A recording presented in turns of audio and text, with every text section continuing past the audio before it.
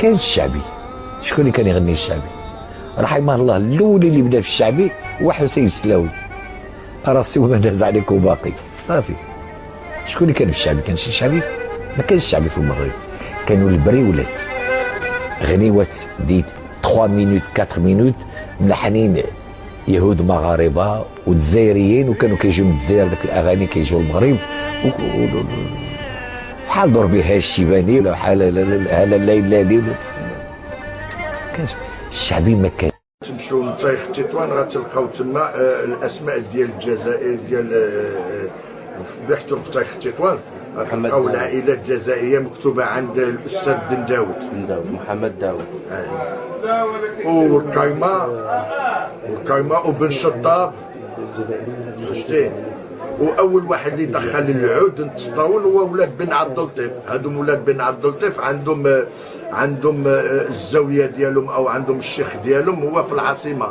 هادو غراند ايشانج بين الجيري اي لو ماروك. كاين بزاف هما ديال الاغاني حتى هما اللي هما كنغنيوهم في العراسات بحال زين اللي عطاك الله. شحال من واحد كيصحاب واش مغربيه هي اغنيه جزائريه. صافي دابا ما تبقاش تهضر معنا سالينا كاع. هي الضرب الغرناطي يعني هي مستحدثه في المغرب، وانه معروف في المغرب بالدزيري او الجزائري، يعني اصل التسميه. المغاربه تسميه هذا التراث بالدزيري هو ناتج عن تأثير الجزائر في المغرب، في تأثير الجزائر في المغرب من خلال بعض المعلمين الذين كانوا يتوافدون على المغرب، وخصوصا مثل مسان مثلا. يمكن أن نستحضر هنا علما، وهو محمد بن غبريط، قدم إلى المغرب في العقد الثالث 1923 24 25 وأسس مدرسة لتعليم الطرب الغرناطي في الرباط. وهذا شكون هو احسن واحد غنى الراي في التاريخ؟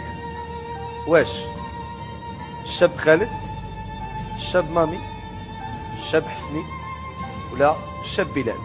هادو اللي ذكرت لك شكون هو احسن واحد غنى فن الراي؟ شاب حسني.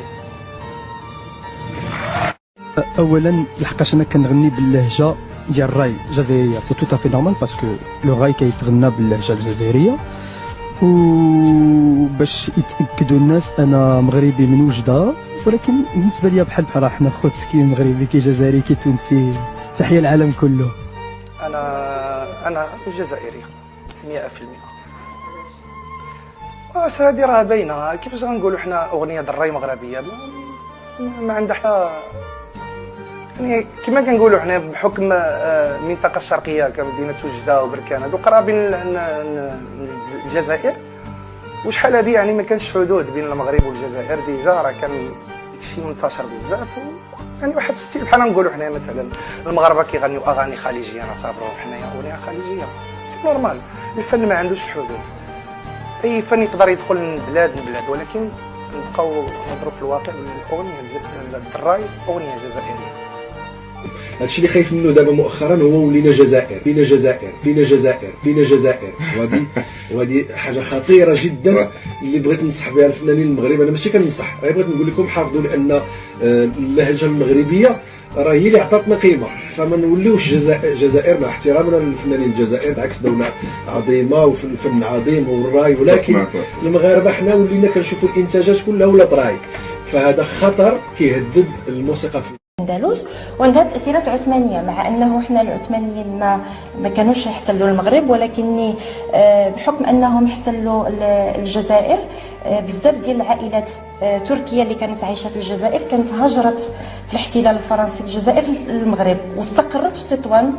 فتطوان كتجبروا فيها بزاف ديال العادات عثمانيه وتقاليد عثمانيه كتجسد بالخصوص في الطرز ديال تطوان اللي كيطرزوا على الحرير، وهي الطرز اللي كيتسمى التعجيره التطوانيه. عاده كتخدم على الحرير وكتخدم ب 11 ديال الالوان ديال الالوان طبيعيه على الثوب ديال الحرير، اللي عاده كيكون يا اما في الصفر يا اما في التوركوا او في الموف. بالنسبه للحزام حتى هو طبعا جا من عنده تاثيرات اندلسيه. ودابا غادي نشوفوا هاد